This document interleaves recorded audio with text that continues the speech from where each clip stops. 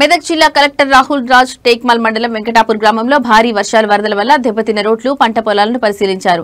Collector Rahul Raj Panchayati Raj engineer Narasimhulu revenue అధికారులతో కలిసి దెబ్బతిన్న ప్రాంతాలను పరిశీలించారు.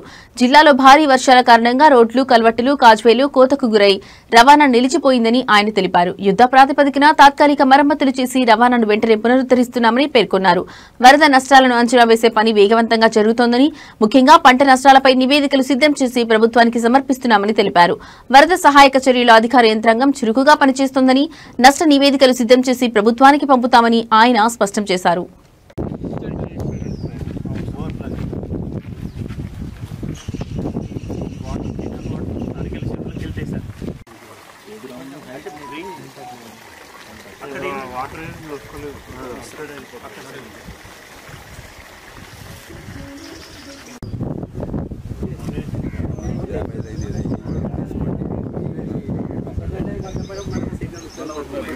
ఫోటోలు తీసుకుంటాం.